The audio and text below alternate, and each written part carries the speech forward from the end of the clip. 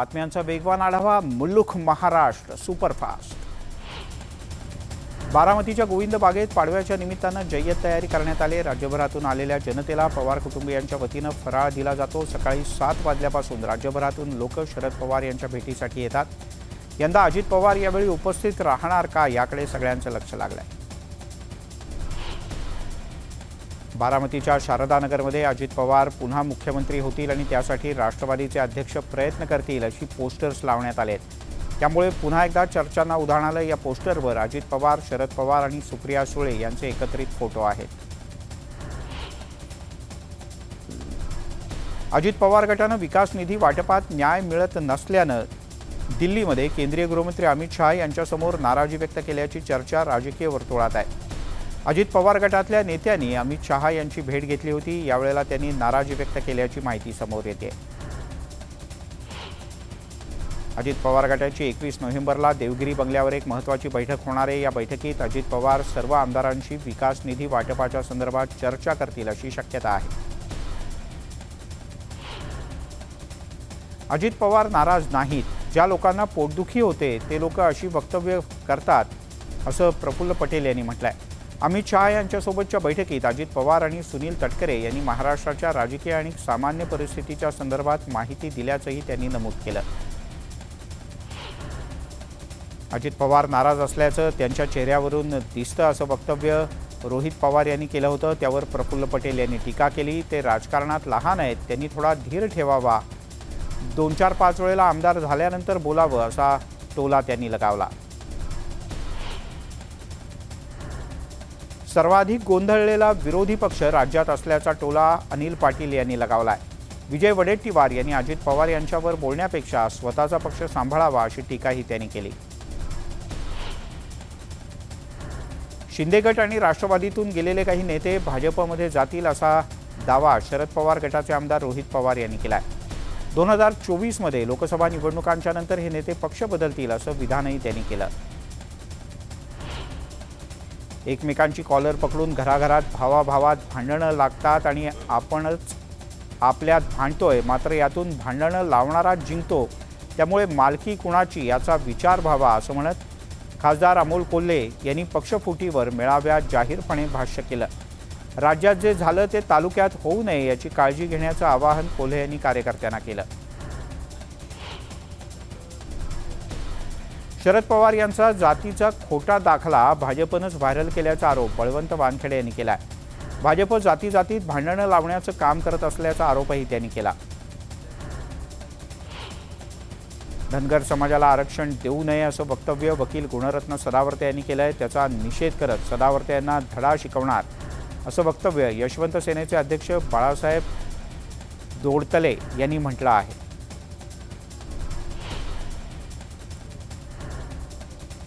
प्रस्तावित Coca Cola project लवकरच सुरू होणार असल्याचे संकेत उद्योगमंत्री उदय सामंत यांनी दिलेत। या प्रोजेक्टच्या उद्घाटनाला मुख्यमंत्री आणि उपमुख्यमंत्री उपस्थित राहतील असा विश्वासही त्यांनी व्यक्त केला।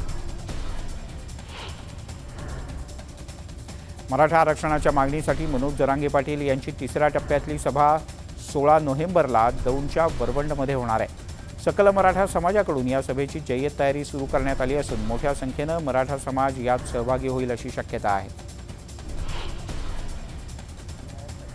आम्हाला आरक्षण कसं द्यायचं याबद्दल ओबीसी नेत्यांनी ज्ञान देणं बंद करावं अशा शब्दात मनोज जरांगे पाटील यांनी बबनराव तायवाडे यांना उत्तर दिलंय। ओबीसी आणि आमचं शत्रुत्व नाही, आम्हाला विरोध करू नका असं आवाहन जरांगे यांनी केलं। विजय वडेट्टीवार यांच्या मनात मराठ्यांच्या विषयी पाप आहे, मात्र मराठ्यांनी वडेट्टीवार यांच्याबद्दल मनात पाप ठेवू नये। वडेट्टीवार यांना धमकी देणारा कोण आहे हे माहीत नाही, पण त्यांना धमकी दिल्यानं विचार बदलणार नाहीत असं मनोज जरांगे पाटील यांनी म्हटलंय। मराठा आरक्षणाची मागणी करत बीडच्या आंबेसावळी गावात काळ्या पट्ट्या बांधून सरकारचा निषेध करण्यात आला। आरक्षण न मिळाल्यानं दिवाळी साजरी न करता आंदोलन करण्यात आलं। दिवाळीच्यामुळे नागपूर जिल्ह्यात 5 दिवस कुणबी मराठा नोंदी तपासणं बंद राहणार आहे।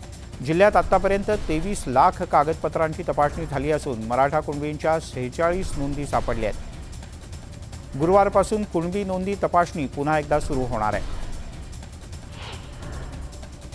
सोलापूर महानगरपालिकेच्या नोकर भरतीला मराठा संघटनांनी तीव्र विरोध केला आहे। मराठा समाजाच्या आरक्षणाचा विषय मार्गी लागत नाही तोपर्यंत नोकर भरती करू नये अशी मागणी सकल मराठा क्रांती मोर्चाने केली आहे। बीड जिल्ह्यामध्ये 221 हंगामी वसतिगृहांना मंजुरी देण्यात आली आहे। त्यामुळे ऊसतोड कामगारांच्या 22,600 विद्यार्थ्यांची काहीशी सोय होणार आहे। भुसावळ तहसील कार्यालयातील ईव्हीएम मशीन ठेवलेल्या गोदामावर फटाक्यांचं रॉकेट पडल्यानं आग लागली। अग्निशमन दलानं तातडीनं धाव घेत या आगीवर नियंत्रण मिळवलं। बीडमधील हिंसक आंदोलनाच्या प्रकरणी पोलिसांनी आतापर्यंत 181 जणांना अटक केली। यातील काही जण पोलीस कोठडीत आहेत तर काही कारागृहात। जिल्ह्यात तब्बल 66 गुन्हे दाखल असून 400 पेक्षा जास्त लोकांची ओळख पटवण्यात आली आहे। हिंगोलीत मोठ्या प्रमाणात हळद पिकाची लागवड केली जाते। वातावरणातल्या बदलानं या पिकाला फटका बसला असून हळदीवर करपा रोगाचा प्रादुर्भाव झाल्याचं दिसून येत आहे। मालेगावच्या मोहन टॉकीजमध्ये सलमान खान याचा टायगर 3 चित्रपट सुरू असताना चाहत्यांनी फटाक्यांची आतषबाजी केली। या प्रकरणी गंभीर दखल घेत पोलिसांनी अज्ञातांच्या विरोधात गुन्हा दाखल केला आहे। चंद्रपूरच्या भद्रावती तालुक्यात न्यू मांजरी कोळसा खाणीत मातीचा ढिगारा कोसळल्यानं मोठी दुर्घटना घडली। उत्खनन सुरू असताना 40 फूट माती अचानक खालती धसली। यात 2 कामगार किरकोळ जखमी झाले आहेत। अहमदनगर जिल्ह्यातील गुहा गावात पुजारी आणि भक्तांना जमावानं मारहाण केल्यानं तणावाची परिस्थिती निर्माण झाली। गेल्या काही दिवसांपासून जमिनीच्या वादातून 2 समाजात मोठा वाद आहे। यावरून ही मारहाण झाल्याचं कळतं। गावात सध्या पोलिसांचा कडेकोट बंदोबस्त आहे। राज्यातल्या अनेक जिल्ह्यांमध्ये पीक विम्याची 25% अग्रिम रक्कम दिली जात असल्याची घोषणा करण्यात आली होती। मात्र धुळ्यात अद्याप रक्कम मिळालेली नाही। जिल्ह्यातल्या शेतकऱ्यांना 25% अग्रिम पीक विम्याचे पैसे तातडीनं द्यावेत असं अनिल पाटील यांनी म्हटलंय। कोल्हापुरात ओढ्यात खेकडे पकडायला गेलेल्या 2 सख्या भावांचा शिकाऱ्यांनी लावलेल्या विजेच्या तारांमुळे मृत्यू झाला। चोरट्यांनी शिकारीचं बिंग फुटू नये म्हणून 5 संशयितांनी मिळून या दोघांचे मृतदेह पावनगडावरून फेकून दिले होते। पोलिसांनी या 5ही जणांना आता ताब्यात घेतलंय। कर्जतच्या कशेळे खोंडेवाडीत राहणारा यशवंत हेले या तरुणाचा नदीत बुडून मृत्यू झाला। मात्र पट्टीचा पोहणारा यशवंत कसा काय बुडू शकतो याबद्दल कुटुंबियांनी संशय व्यक्त केलाय। आता त्याच्या 4 मित्रांना चौकशीसाठी ताब्यात घेण्यात आलाय। बीडच्या कवड गावात सोयाबीनच्या 2 गंजी अज्ञात व्यक्तीनं पेटवून दिल्याचं धक्कादायक प्रकरण समोर आलं। यात शेतकऱ्याचं लाखो रुपयाचं नुकसान झालं। या प्रकरणी गुन्हा दाखल करण्यात आला आहे। दिवाळीच्या खरेदीसाठी पतीच्या सोबत पैशांवरून वादावादी झाल्यानंतर पत्नीनं आपल्या 4 वर्षाच्या मुलासह गळफास घेतल्याची धक्कादायक घटना वाशिममध्ये घडली आहे। ऐन दिवाळीत घडलेल्या या घटनेमुळे परिसरात शोककळा आहे। सगळ्यात मोठ्या दिवाळीच्या सणात फुलांना पाहिजे तसा बाजारभाव मिळत नाहीये। उत्तर पुणे जिल्ह्यातील शेतकऱ्यांनी लाखो रुपये खर्चून झेंडू आणि शेवंतीची लागवड केली। मात्र या फुलांना अवघा 10 ते 20 रुपये किलोचा भाव मिळतोय। धुळे शहरातल्या स्वामीनारायण मंदिरात दीपावलीच्या निमित्तानं अन्नकूट साजरा करण्यात आला। यावेळेला तब्बल 1200 प्रकारच्या विविध खाद्यपदार्थांचा नैवेद्य भगवान स्वामीनारायण यांना दाखवण्यात आला। भक्तांनी चित्रकूट महोत्सवाचा आनंद लुटला।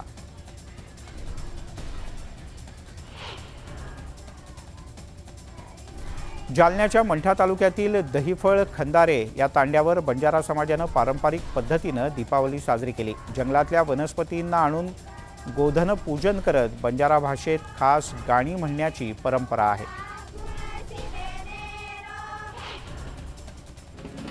लातूरच्या उदगीर शहरात महालक्ष्मी मंदिराच्या भोवती म्हशी आणि रेडे फिरवण्याची प्रथा पाळण्यात आली। हलगी आणि तुतारीच्या तालावर म्हशी आणि रेड्यांना मंदिराच्या भोवती घेऊन प्रदक्षिणा घातली जाते। राष्ट्रीय आरोग्य अभियानाच्या अंतर्गत कंत्राटी अधिकारी आणि कर्मचाऱ्यांना कायम करावं या मागणीसाठी गेल्या 19 दिवसांपासून आंदोलन करण्यात येत आहे। आंदोलनाच्या 20व्या दिवशी स्वच्छता अभियान राबवत सरकारचा निषेध करण्यात आला। नांदेडच्या अर्धापूर आणि मुदखेड तालुक्यात नैसर्गिक संकटानं बागायती शेतीचं नुकसान झालं। मात्र इथल्या शेतकऱ्यांना जिरायती शेतीच्या निकषानुसार अनुदान दिलं जात आहे। खरेदी विक्रीचे व्यवहार होताना बागायतीप्रमाणे कर आकारला जातो, तर मदतीसाठी जिरायतीचे निकष लावले जातात। यामुळे मोठ्या प्रमाणात शेतकऱ्यांमध्ये असंतोष आहे। बीडच्या जिल्हाधिकारी कार्यालयाच्या बाहेर सामाजिक कार्यकर्त्यांसह बांधकाम कामगारांनी ठेचा भाकरी खाऊन आंदोलन केलं। बांधकाम कामगारांची मध्यान्ह भोजन योजना बंद केल्यानं कामगारांवर उपासमारीची वेळ आल्याचं बोललं जातं। याचा निषेध करण्यासाठी हे आंदोलन करण्यात आलं।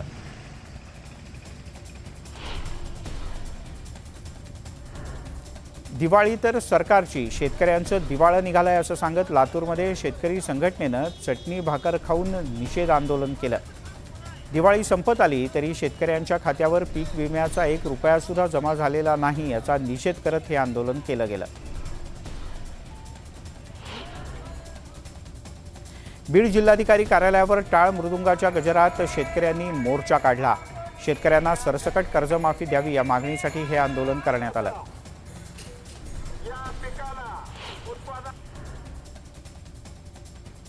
कल्याणच्या बाजारपेठ पोलीस स्थानकाच्या हद्दीत एका नागरिकाला मारहाण करून लुटण्यात आलं। सीसीटीव्हीच्या माध्यमातून पोलिसांनी शोध घेत सगळ्या चोरट्यांना अटक केली आहे।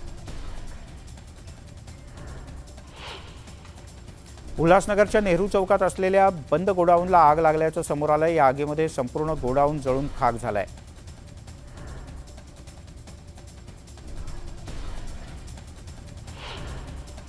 दिवाळीच्या निमित्तानं नांदेडमधल्या सचखंड गुरुद्वारातून नगर कीर्तन यात्रा काढण्यात आली। तसंच हल्ला महल्ला देखील मोठ्या उत्साहात साजरा झाला। यावेळेला हातात तलवारी घेऊन शीख बांधव हा हल्लाबोल करण्यात मोठ्या संख्येनं सहभागी झाले होते।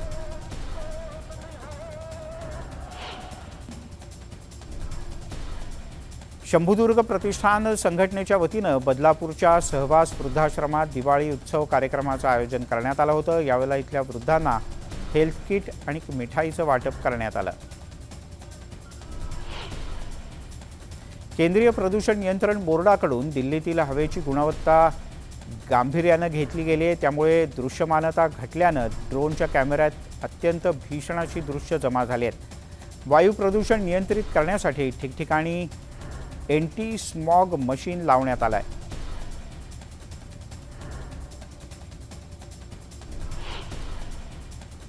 आणि आता एक वेगळी बातमी। महाराष्ट्राचं कुलदैवत अर्थात जेजुरीचा खंडोबा सोमवती यात्रेला इथे सुरुवात झाली। या यात्रेच्या निमित्तानं राज्यातून नव्हे तर परराज्यातून सुद्धा हजारो भाविक जेजुरी नगरीत दाखल झालेत। जेजुरीतल्या कऱ्हा स्नानाची ड्रोनची दृश्य खास न्यूज 18 लोकमतच्या प्रेक्षकांसाठी।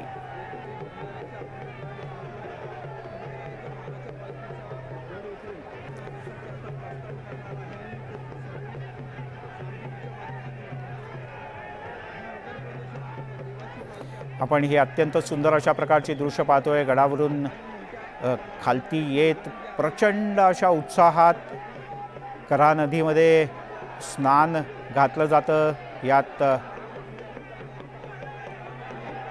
खंडोबा आणि म्हाळसा या दोघांनाही कऱ्हा नदीत स्नान घातलं जातं आणि हा सोहळा पाहण्यासाठी परिसरातून हजारो भाविक गर्दी करतात। या सोहळ्याचं साक्षीदार होणं किंवा या सोहळ्यात सहभागी होणं हे भक्तांसाठी अत्यंत मानाची आणि अभिमानास्पद गोष्ट असते। आणि या कऱ्हा स्नानाची ड्रोनची दृश्य खास तुमच्यासाठी।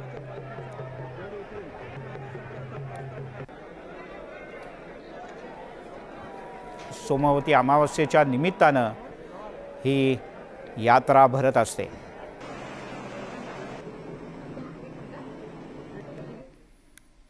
मंडळी, परराज्यातून लाखो भाविक यासाठी येत असतात। उपमुख्यमंत्री अजित पवार नाराज असल्याची चर्चा राजकीय वर्तुळात पुन्हा एकदा रंगली आहे। नेमकं काय घडतंय आणि काय घडणार आहे पाहणार आहोत रात्री 8 वाजता एका स्पेशल रिपोर्टमध्ये पुढच्या काही क्षणात।